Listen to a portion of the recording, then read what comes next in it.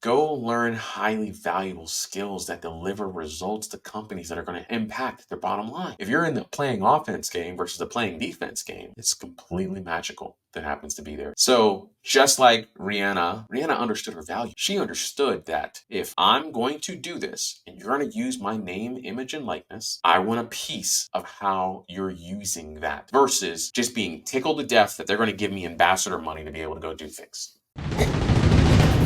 Welcome to the Contrarian Capitalist Podcast, the ultimate destination for accredited investors and entrepreneurs seeking alternative wealth-building strategies. Discover how to fast-track your journey to wealth and time freedom by thinking outside the box. If you're ready to join the ranks of the Contrarian Capitalists and learn the most effective ways to reach your financial goals faster, you're in the right place. Let's get started with today's episode of the Contrarian Capitalist Podcast.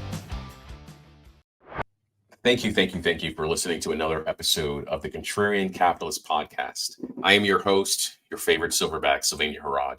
And on today's episode, I'm going to talk to you about international superstar Rihanna. And so I remember when I first listened to Rihanna back in, I want to say it was like 2006 timeframe. Heard her music. And I just immediately, I was at a point where I go like, you know what? This has it. But if we look at it, we got to ask ourselves, like through this podcast episode, I'm going to share with you how Rihanna was able to take her audience and turn it into becoming a billionaire. Because if we think about it, her music didn't really get her. She's not the person that's like a Taylor Swift that's out there being able to have sellout arenas and having massive tours and things to be able to go there. Nothing to do with that. What she was able to do was leverage her audience in a way to create something of immense value that she was able to get to that $1 billion status. So let's break it down a little bit, as I always do in these episodes, so you can be able to understand the vehicles that help provide the true wealth that we truly desire. Because my desire here as the Contrarian Capitalist is that I'm here to make your dreams possible. Because what I'm going to give you is information and access. Those are the two most powerful things you can be able to have in life, as long as you had the dream.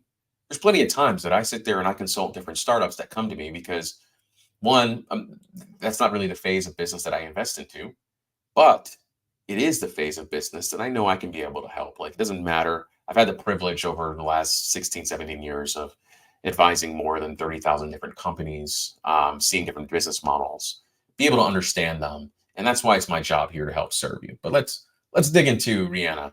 And we're going to talk about Fenty Beauty and Savage X Fenty. So Fenty Beauty was her product line that she launched back with a group called LVMH. For those of you that do not know, if you go on the Forbes top 10 richest people in the world, you're going to see a guy by the name of Bernard Arnault.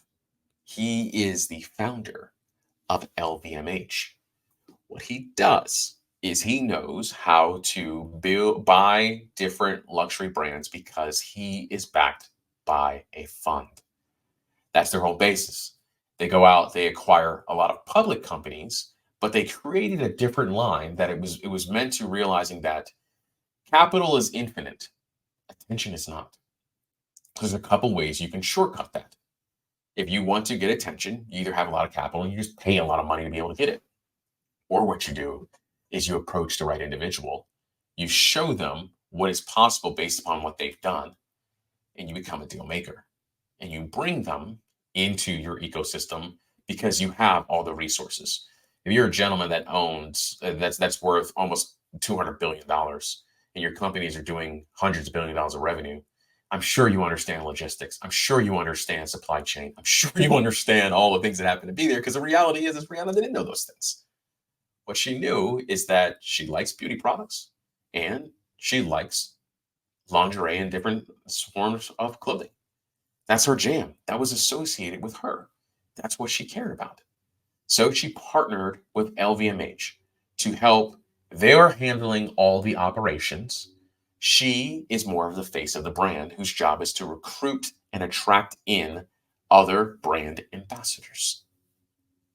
I hope you're starting to see the picture now. If you're on the side, you have two options. You're either on the private equity side, or you recognize how to use your platform and the audience of people you have in order to make that possible. And so because she was known as a global sensation, somebody somewhere had to negotiate that agreement and go through it. And that was the basis of what LVMH knew, is that their job is to hunt for golden geese, not golden eggs. On the side of private equity, what we're always looking for is we're looking for who are the next golden geese. Because then what I'm going to do is I'm going to place in a CEO whose objective is to be able to make sure they run the day-to-day operations. They're going to manage the KPIs. They're going to drive all the leadership activities. What I need is that individual who's going to be the brand ambassador, who's willing to wear the attire. We're able to use their name, image, and likeness to be able to promote it. So similar to Kylie Jenner and Kylie Cosmetics, same thing happened. They built it to a point where she had another group, Elle Carrollton, who came in and also helped raise funds to grow the face of the brand. Now, today, if we look at her equity stake, you're going to realize that it's going to be based upon, well, when you hear these numbers on Forbes, like billionaires list to be able to be there, number one, it's public information is the way that they're able to create these numbers. The reality is she doesn't have $1.3 billion sitting in her bank account. I don't know what her profit share splits are per year that she gets received, but I'm sure it's pretty healthy every year she's getting paid just from her name, image, and likeness being promoted. But you got to ask yourself the question, if she's worth 1.2 billion, what do you think the private equity firm is worth? What do you think their stake is worth? Because they have all the process, they have all the logistics, they have all the contracts, all distribution to be able to be there. We saw the similar thing happen to Kanye West when Adidas was like, Kanye does Kanye stuff. Then Adidas pulls a plug out. He goes from being worth 1.3 billion to worth like 300 million in the span of like 72 hours. Same thing. So what I hope you understand is that let's ask the question ourselves. How in the world can I apply what Rihanna does to what I'm doing? Because I'm not a global superstar. I'm not able to be there. How can I go through this process? Well, I'm going to tell you something. If you're a coach or consultant or somebody that advises people, you can play in the same game. Because guess what? Let's think about it, for example. If I'm serving, and let's just look at it from I'm a business coach. So I help companies grow their revenue from 5 million to 10 million as just an example. You grow up from 5 million to 10 million. That's $5 million worth of value you're bringing to a company. So you have the option. You can go ahead and get paid your $30,000 a year or $50,000 a year to be able to help the company be able to do that. Which, if you look at that, you just helped them grow by $5 million. That is you're getting paid 1% or 0.5% of value that you're looking at. Or you can begin to look at it and say, based upon the revenue that I'm tied to and what I'm delivering, I should be able to get maybe a 10% stake. So of that 10% stake of equity stake into the company, you still want to get paid your same fee, right? Like, so get paid your fee, but on the revenue I'm growing, and actually I'd much rather be tied to profit, not top line, because top line is just vanity metrics anyway. But I want to be tied to profitability I'm able to deliver. If I'm able to do that, guess what happens? Let's say they grow by $5 million and they're operating at a 30% profit margin. It's pretty healthy, right? And let's say 20%, math is easier. That's $1 million in profit they have there.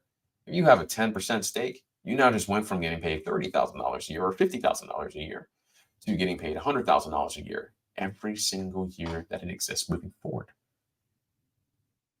This is no different than what Rihanna did. She said, hey, you're going to handle all the operations. You're going to handle all this. We'll just be profit shares partners on anything. Like, I'm willing to go out and do things. Naturally, you have to pay me like an ambassador fee, and I get paid a certain fee per year. But it has to, if my profit splits exceed what my minimum fee is, then congratulations. All is gravy. That's the basis of how you can be able to work it too. You have to become a higher value person, like you have to know your stuff. But if you had your stuff and you can prove through data that you've actually been able to deliver those results, start getting tied to the fruits of your labor. And I promise you, that is the most efficient way to build wealth. Wealth is when, like, Rich yells. You got the house, the bling, the thing to be able to be there. Wealth, it whispers. Because the thing that you did is you set up a structure that no matter what kind of money you need to be able to gain it, you've already tied yourself to it. It's already there. Let's say you're coaching 10 companies. Like on one level, if you're going ahead and you're paying they're paying you $50,000 a year, it's $500,000. You're living life. You feel good, right? But using the example I did, if you're helping to go from 5 to 10 and the profit margins are there and you're tied towards data, now you just added another $1 million to your bottom line. And the great part about it is that those companies are going to exist whether you're working with them or not. And they're still going to deliver. So now you're at a place where, like, okay, every company that I work with and I'm able to engage, I can get paid consistently. Go learn highly valuable skills that deliver results to companies that are going to impact their bottom line. If you're in the playing offense game versus the playing defense game, it's completely magical that happens to be there. So just like Rihanna, because why do they need Rihanna? Like, what does LVMH? I can do it with any person that happens to be there. No, Rihanna understood her value. She understood that if I'm going to do this and you're going to use my name, image, and likeness, I want a piece of how you're using that versus just being tickled to death that they're going to give me ambassador money to be able to go do things. Own what you need to own. And I promise you, you'll start looking at working smarter, not harder. So as always, you can find me on all social media channels at Sylvania Harrod. It's my first name, last name. I'm on there. I do love DMs. I love trolling the Dallas Cowboys too. So any comments or questions you have about this episode that you want to learn more about, or if you want to start playing in the private equity game, send me a note. I'm here to serve as always. Stay grateful for my friends. Cheers. Thank you for tuning into this episode of the Contrarian Capitalist Podcast. If you found this episode helpful, please subscribe, rate, and leave us a review on your preferred podcast platform. Your feedback helps us reach more people ready to explore contrarian investment strategies. Stay connected with us on social media for more expert insights, behind-the-scenes content, and updates on upcoming episodes. You can find all the links in the show notes. Until next time, stay bold, think differently, and keep pursuing the legacy you deserve. Thanks for listening to the Contrarian Capitalist Podcast.